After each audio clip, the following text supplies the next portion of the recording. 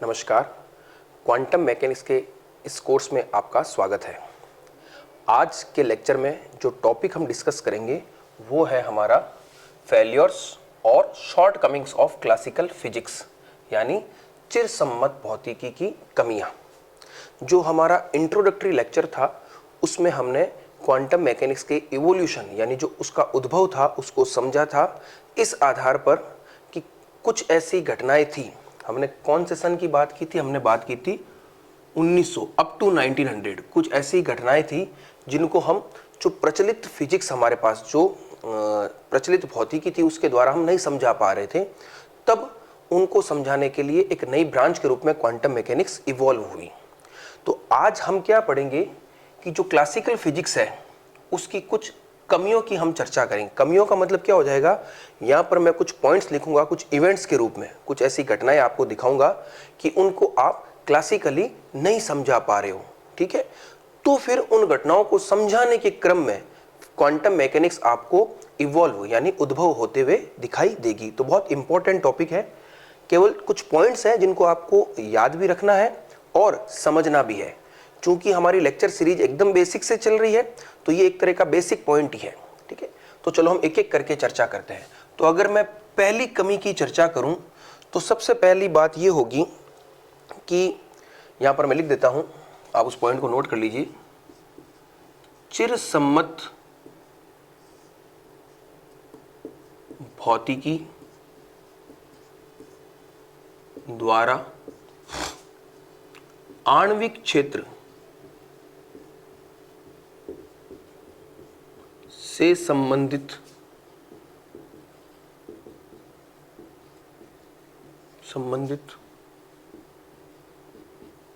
घटनाओं को नहीं समझाया जा सका। ठीक है, classical physics could not explain the phenomena related to atomic domain. ये जो मैं लिखा ना शब्द आणविक क्षेत्र, इसको हम कहते हैं एटॉमिक डोमेन। अब ये क्या है मैं आपको बताता हूं। देखिए, मैं कुछ घटनाओं की चर्चा आपके समक्ष करता हूं। जैसे मान लीजिए कोई दो पिंड है, उनकी आपस में टक्कर हो रही है जिसको हम कॉलिजन कहते हैं, या जो पृथ्वी है जो सूर्य के चारों ओर घूम रही है जिसको हम प्लेनेटरी मोशंस कहते हैं। ठीक है ना, ग्रहीय गति। तो ये कुछ ऐसी घटनाएं हैं जिनको आप अपनी खुली आंखों से देख भी सकते हो, महसूस भी कर सकते हो। जो आपकी ज्ञानेंद्रियां हैं, जो आपके सेंसेस हैं, उनसे आप महसूस भी कर सकते हो। तो उन घटनाओं को समझाने के लिए आपको क्वांटम मैकेनिक्स की आवश्यकता नहीं है, आप क्लासिकल फिजिक्स के जो सिद्धांत हैं उनके द्वारा समझा सकते हो। लेकिन जब हम आणविक क्षेत्र की बात करते हैं, आणविक क्षेत्र का मतलब क्या हो गया, जो अणु होता है आपका, जो एटम है, उसकी साइज क्या होती है आपको पता है? साइज ऑफ एन एटम, ये आप सब जानते हो, एंगस्ट्रॉम की कोटि की होती है, यानी 10 की पावर -10 मीटर, जिसको आप कह सकते हो 1 एंगस्ट्रॉम, इस कोटि की होती है। तो इस कोटि के अंदर जो घटनाएं घट रही है उनको आप क्लासिकल फिजिक्स द्वारा नहीं समझा सकते। कौन कौन सी घटनाएं हो सकती है? आपको पता है अणु है, तो अणु के अंदर क्या होते हैं, उसके ऊर्जा स्तर होते हैं। उन ऊर्जा स्तरों के बीच में क्या होता है, जो विभिन्न इलेक्ट्रॉन्स होते हैं उनमें क्या होता है, इलेक्ट्रॉन्स का ट्रांजिशन होता है, संक्रमण होता है। या उन इलेक्ट्रॉन्स के बीच में क्या हो सकती है, कॉलिजन भी हो सकती है। तो इस प्रकार की जो घटना है जो अणु के अंदर संपन्न हो रही है, यानी इस रेंज में 10 की पावर -10 मीटर, जिसको आप अपनी खुली आंखों से नहीं देख सकते, तो इस रेंज में जो भी घटनाएं घट रही है उनको आप क्लासिकल फिजिक्स द्वारा नहीं समझा सकते। तो ये एक पहला पॉइंट ये हो गया आणविक क्षेत्र वाला। ठीक है, तो ये आपको ध्यान रखना है, आपको सिर्फ इतना ध्यान रखना है, चिरसम्मत भौतिकी द्वारा आणविक क्षेत्र संबंधित घटनाओं को नहीं समझाया जा सका। ठीक है, डिटेल में सब आगे आएंगे, क्या होता है कैसे होता है, अभी आपको सिर्फ पॉइंट ध्यान रखना है। दूसरे पॉइंट की अगर मैं चर्चा करूं तो आप लिख सकते हो, चिरसम्मत भौतिकी द्वारा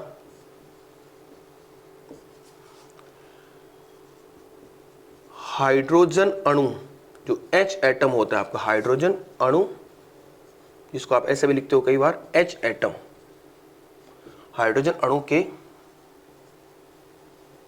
स्पेक्ट्रा या स्पेक्ट्रम को नहीं समझाया जा सका। तो ये भी एक इंपॉर्टेंट पॉइंट्स है।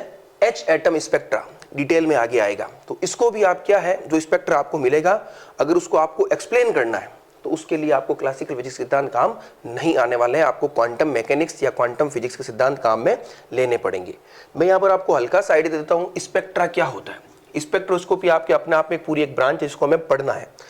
स्पेक्ट्रा का सिंपल सा मतलब है, देखिए आपको ये पता है, ये आपके इस प्रकार की सिचुएशन होती है, जैसे मान लीजिए ये न्यूक्लियस है, ये आपका पूरा एक एटम की स्ट्रक्चर होगी, ठीक है ना। और आपको पता है एटम है तो उसके अंदर क्या होते हैं, विभिन्न प्रकार के ऊर्जा स्तर होते हैं, ठीक है ना, एनर्जी लेवल, ऊर्जा स्तर या एनर्जी लेवल्स होते हैं। तो होता क्या, जैसे मान लो मैं यहाँ पर एनर्जी लेवल्स बनाता हूँ आपके, इस तरह से एनर्जी लेवल्स हो गई। आप अभी डिस्टेंस का ध्यान मत रखिएगा, इस प्रकार से एनर्जी लेवल होते हैं। तो इन एनर्जी लेवल के बीच में क्या होता है, इलेक्ट्रॉनों का संक्रमण होता है। कैसे हो सकता है कि इलेक्ट्रॉन अगर मान लो यहाँ है तो वो यहाँ जा सकता है अगर इसको कुछ ऊर्जा मिले, और अगर ऊपर से वो नीचे आता है तो वो क्या करता है, कुछ ऊर्जा को मुक्त करता है। तो ये जो इस प्रकार के संक्रमण हो रहे हैं, तो इन संक्रमणों के संगत जो भी आपको मिलता है वही आपका क्या कहलाता है, स्पेक्ट्रम कहलाता है। बिल्कुल बेसिक परिभाषा बताइए, डिटेल में हम आगे देखेंगे। तो जब हाइड्रोजन एटम, उसकी जब आप स्ट्रक्चर बनाओगे और उसके एनर्जी लेवल्स के बीच में आप संक्रमण देखोगे, तो जो स्पेक्ट्रा आपको मिलेगा उसको आप क्लासिकल फिजिक्स द्वारा नहीं समझा सके। तो ये पॉइंट्स भी आपको ध्यान रखना, ये पॉइंट्स ये जो आपको पता होने चाहिए, और ये सब डिटेल में आगे आएंगे तब आपको पता चलेगा कि किस प्रकार से जो क्वांटम मैकेनिक्स के हम सिद्धांत पढ़ेंगे ना, सबसे पहला सिद्धांत आपको पता है कौन सा पढ़ेंगे, जो मैक्स प्लांक का क्वांटम सिद्धांत है, ठीक है ना, वो हम वहां से शुरुआत करेंगे। तो उन सभी सिद्धांतों का यूज होगा इन घटनाओं को समझाने में। तो दूसरा पॉइंट भी क्लियर हो गया। अब एक पॉइंट और हम लिख लेते हैं, दो पॉइंट तो बिल्कुल इजी है, तीसरा पॉइंट भी आप नोट कर लीजिए। जैसा कि मैंने आपको पहले ही बताया, हम हर चीज बोर्ड पर लिखेंगे ताकि आपको नोट्स बनाने में कोई दिक्कत नहीं होगी। तो तीसरा पॉइंट क्या है, तीसरा पॉइंट लिखिए आप, चिरसम्मत भौतिकी द्वारा अणु के स्थायित्व, अणु के स्थायित्व को नहीं समझाया जा सका। अणु के स्थायित्व का मतलब क्या हो गया, स्टेबिलिटी ऑफ एटम। तो classical physics could not explain the stability of atom. बहुत इंपॉर्टेंट चीज है, इसको आप ध्यान से सुनिएगा एक बार। देखिए आपको पता है कि atomic model, different atomic model आप लोगों ने पढ़े होंगे, जो हमने थॉमसन के प्लम पुडिंग से स्टार्ट किया था, फिर आगे हमने रदरफोर्ड मॉडल देखा था, फिर आगे 20th सेंचुरी यानी 1900 के बाद का समय आएगा, वहां पर आप और अलग मॉडल पढ़ोगे। लेकिन चूंकि अभी हम बात कर रहे हैं क्लासिकल फिजिक्स के संदर्भ में, तो उस फिजिक्स, जिस कालखंड की, जिस टाइम पीरियड की हम बात कर रहे हैं, वहां पर जो लेटेस्ट मॉडल है वो है आपका रदरफोर्ड मॉडल। कौन सा मॉडल है, रदरफोर्ड मॉडल। रदरफोर्ड मॉडल, ये मॉडल सिंपल सा क्या कहता है कि किसी परमाणु का या समस्त जो धनावेश है वो उसके नाभिक में केंद्रित होता है। तो सिचुएशन क्या है, ये किसी परमाणु का नाभिक न्यूक्लियस है जिसके अंदर को समस्त धनावेश है, और बाहर यहाँ पर क्या इलेक्ट्रॉन आपके क्या कर रहे हैं, यहाँ पर इसके चारों तरफ चक्कर लगा रहे हैं। एक सिंपल सा मॉडल है, बहुत सिंपल सा मॉडल है। अब इसके आधार पर हम ये देखेंगे कि अगर, और आपको पता है ये एटम इस प्रकार की सिचुएशन आप जानते भी हो, तो हम ये कह रहे हैं कि चिरसम्मत भौतिकी द्वारा अणु के स्थायित्व को नहीं समझाया जा सका। तो ऐसा क्या हो रहा है कि वो अस्थायी हो रहा है। तो यहां पर एक चीज आप और ध्यान रखिएगा, हमने बात की थी, देखो जो क्लासिकल फिजिक्स थी वहां पर हमने 3 ब्रांच की चर्चाएं की थी। कौन कौन सी, एक तो न्यूटोनियन मैकेनिक्स, एक आपकी थर्मोडायनेमिक्स, और एक आपकी इलेक्ट्रोमैग्नेटिज्म, जिसमें इलेक्ट्रिसिटी और मैग्नेटिज्म को हम कंबाइंडली पढ़ते हैं। तो इस इलेक्ट्रोमैग्नेटिज्म की एक एडवांस ब्रांच होती है जिसको हम कहते हैं क्लासिकल इलेक्ट्रो डायनेमिक्स। ये एक ब्रांच होती है जिसके अंतर्गत अगर चार्ज पार्टिकल एक्सेलरेटेड मोशन में होता है तो उन चीजों को हम यहां डिस्कस करते हैं, ठीक है ना। बस आप इतना ध्यान रखिए, ये एक ब्रांच है, और इस ब्रांच में एक बहुत फेमस प्रिंसिपल है, वो क्या है उसको आप नोट कीजिए। क्लासिकल इलेक्ट्रो डायनेमिक्स के अनुसार आप क्या लिखोगे, यहां पर एक नोट लिखिए आप, क्लासिकल इलेक्ट्रोडायनेमिक्स के अनुसार त्वरित गति से गतिशील आवेशित कण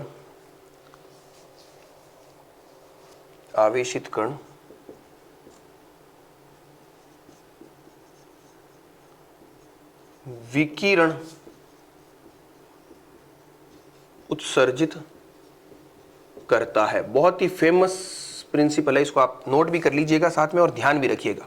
ये एक फेमस प्रिंसिपल है। ये क्या कह रहा है कि कोई भी आवेशित कण अगर त्वरित गति से गतिशील है, त्वरित गति का मतलब क्या हो गया, उसका जो वेग है वो समय के साथ बदल रहा है, एक्सीलरेटेड मोशन। तो अगर त्वरित गति से गतिशील है तो वो क्या करेगा, विकिरण उत्सर्जित करेगा। विकिरण का मतलब क्या हो गया, रेडिएशन, ठीक है ना। और रेडिएशन उत्सर्जित करेगा तो उसका मतलब क्या हो जाएगा, उसकी ऊर्जा में क्या होगी, कमी होगी, ठीक है ना। विकिरण उत्सर्जित, आप कोई भी चीज अगर इमिट कर रहे हो तो उस चीज की क्या होगी, कमी होगी। और रेडिएशन में क्या होती है, ऊर्जा होती है, तो वो ऊर्जा में क्या हो जाएगी, कमी हो जाएगी। ये फिक्स प्रिंसिपल है।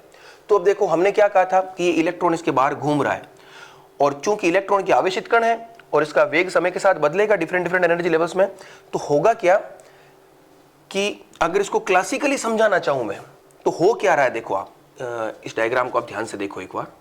ये न्यूक्लियस है, ये बाहर इलेक्ट्रॉन है। तो अगर क्लासिकली देखते तो इलेक्ट्रॉन क्या करेगा, जैसे ही गति करेगा तो ये अपनी ऊर्जा को कम करेगा, ऊर्जा कम करेगा, इसका पथ क्या हो जाएगा, इस तरह से छोटा होता चलेगा। देखो आप इस पथ को ऐसे देखोगे आप, ठीक है ना। ये जैसे जैसे आगे बढ़ेगा, जैसे जैसे त्वरित गति बढ़ेगी, इसका जो पथ है वो छोटा होता चलेगा इस तरह से। इसकी जो रेडियस है सर्कुलर पाथ की वो कम होती चलेगी। और एक स्थिति ऐसी आएगी कि आकर के इस न्यूक्लियस में क्या हो जाएगा, गिर जाएगा। क्या हो जाएगा, इस न्यूक्लियस में गिर जाएगा। और अगर इलेक्ट्रॉन न्यूक्लियस में गिर जाएगा तो वो एटम क्या हो जाएगा, कोलैप्स हो जाएगा, नष्ट हो जाएगा। तो इस सिद्धांत के अनुसार तो ऐसा होना चाहिए, क्योंकि वो एनर्जी क्या कर रहा है, रेडिएट कर रहा है। लेकिन ऐसा होता नहीं है, ठीक है ना। अणु क्या होता है, स्थायी होता है। तो आप बात वही हो गई, स्थायित्व को आप इस सिद्धांत के द्वारा नहीं समझा सकते, फिर समझाने के लिए नई थ्योरी आएगी। तो ये भी बहुत इंपॉर्टेंट पॉइंट्स था। चिरसम्मत भौतिकी द्वारा अणु के स्थायित्व को नहीं समझाया जा सका और क्या सिचुएशन डेवलप हुई वो मैंने आपको बता दी, ठीक है। एक पॉइंट हम और नोट करते हैं, वो भी बहुत इंपॉर्टेंट है, उसको भी आप नोट कीजिएगा। इसमें आप लिखिए, एक बात मैं आपको बता देता हूं,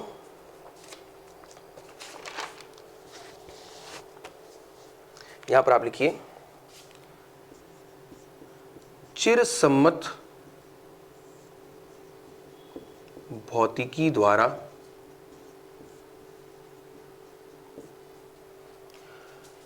अपर्याप्त, आप पहले नोट कर लो, एक बार फिर समझाता हूं, अपर्याप्त ऊर्जा होने के बावजूद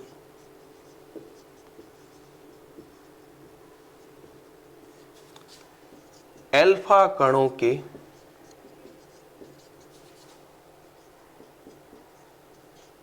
नाभिक से, अल्फा कणों के नाभिक से उत्सर्जन को नहीं समझाया जा सका, ठीक है।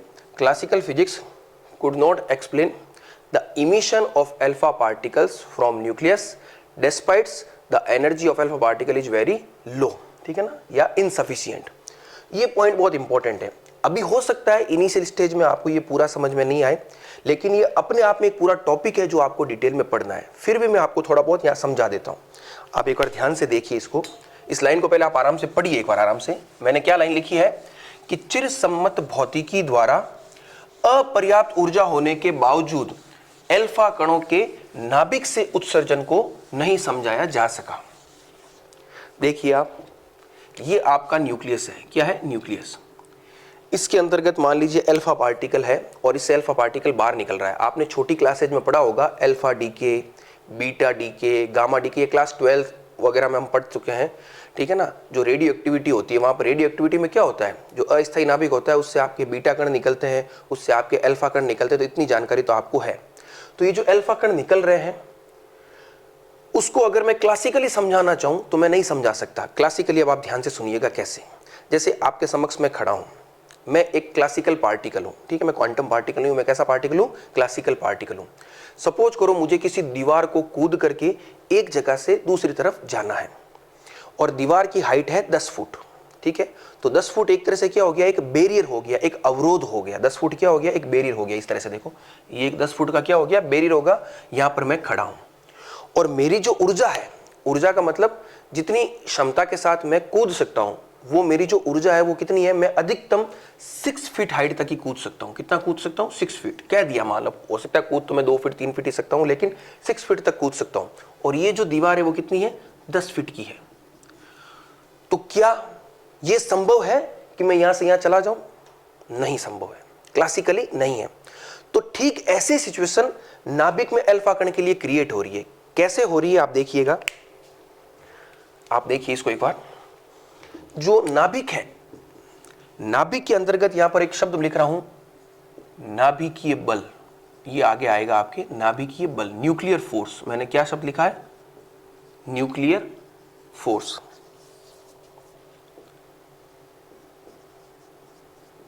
आप लोगों ने कूलाम बल पढ़ा होगा, गुरुत्वाकर्षण बल पढ़ा होगा।